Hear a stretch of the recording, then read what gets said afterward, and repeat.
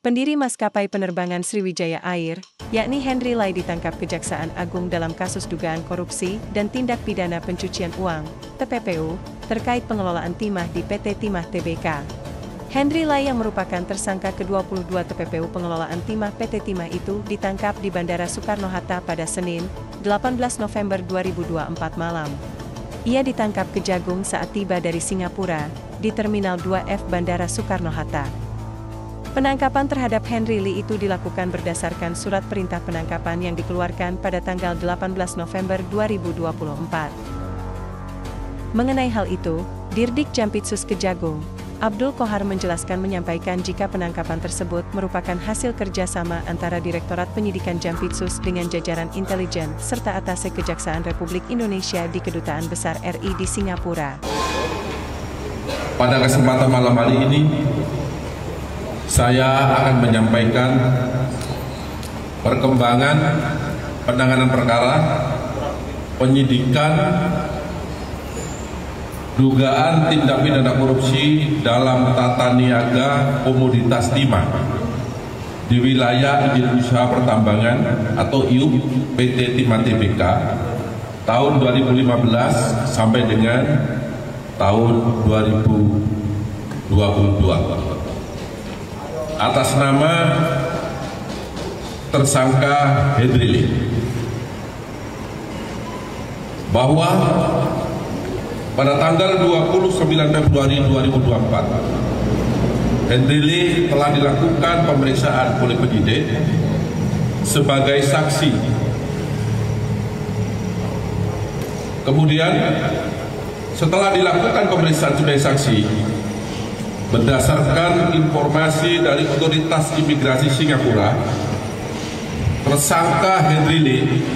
diketahui berada di Singapura sejak tanggal 25 Maret 2024. Penyidik pada Direktorat Penyidikan Jampitsus telah melakukan pemanggilan terhadap yang bersangkutan beberapa kali secara patut, namun yang bersangkutan tidak pernah hadir memenuhi panggilan tersebut. Henry Lee selanjutnya dilakukan pencekalan berdasarkan keputusan Jaksa Agung Republik Indonesia nomor Kep garis datar 043 garis miring D garis miring DIP titik 4 garis miring 03 garis miring 2024 yang ditetapkan pada tanggal 28 Maret 2024 selama 6 bulan terhitung sejak ditetapkan dan dilakukan penarikan paspor Republik Indonesia atas nama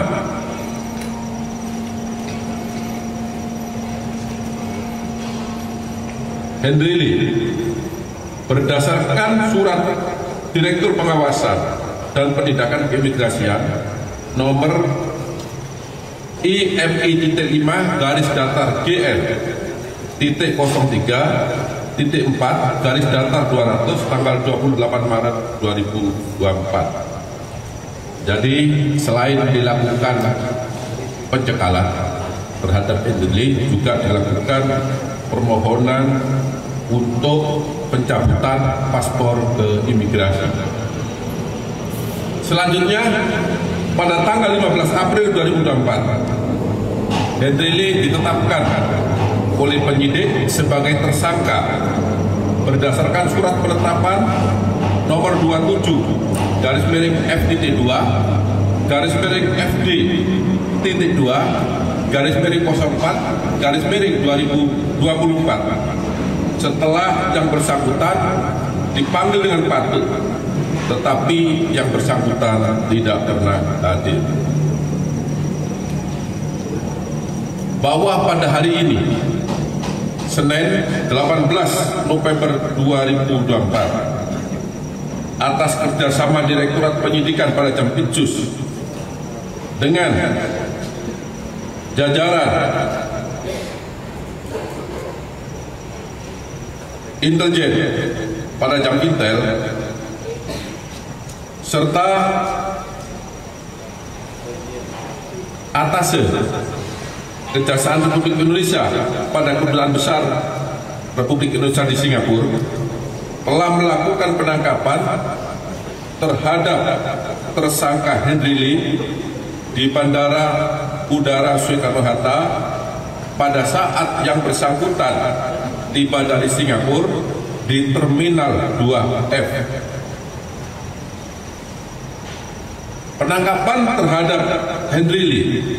dilakukan berdasarkan surat perintah penangkapan nomor 22 garis miring FIT 2 garis miring FD 2 garis miring 11 garis miring 2024 tanggal 18 November 2024, tepatnya pada jam 22.30 WIB beberapa saat yang lalu. Selanjutnya tersangka Henry Lee akan dibawa ke gedung Menara Kartika untuk dilakukan pemeriksaan sebagai tersangka. Kemudian yang bersangkutan setelah dilakukan pemeriksaan 1 jam dilakukan penahanan selama 20 hari ke depan di Rutan Salimba Cabang Kejaksaan Negeri Jakarta Selatan berdasarkan surat perintah penahanan nomor 54 garis miring FT2 garis miring FD2 garis miring 11 garis miring 2024 tanggal 18 November 2024. Tersangka Henry Lee merupakan tersangka yang ke-22 dalam perkara dugaan tindak pidana korupsi tata niaga komoditas timah di wilayah izin usaha pertambangan PT Timah Tbk tahun 2015 sampai dengan tahun 2022.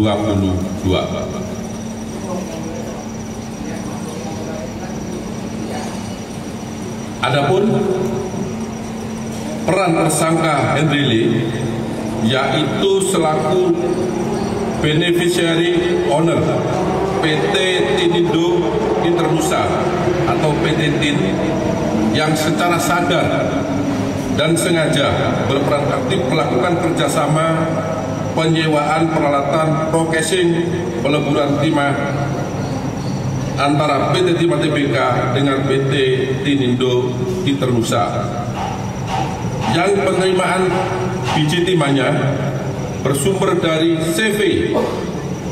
BPR dan CV SFS yang sengaja dibentuk sebagai perusahaan untuk menerima biji timah yang bersumber dari kegiatan penambangan timah ilegal. Akibat perbuatan yang dilakukan oleh tersangka Henry Lee bersama-sama 20 tersangka lainnya yang saat ini dalam proses persidangan, negara dirugikan sebesar 300 triliun 3 miliar 263 juta 740.131 rupiah, 14 sen.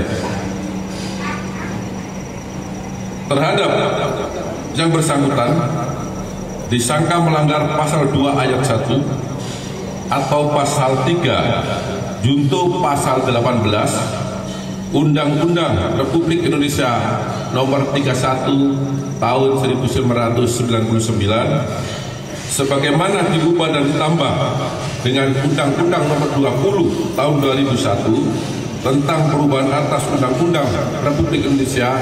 nomor 31 tahun 1999 tentang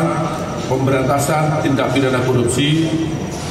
junto pasal 55 ayat 1 ke 1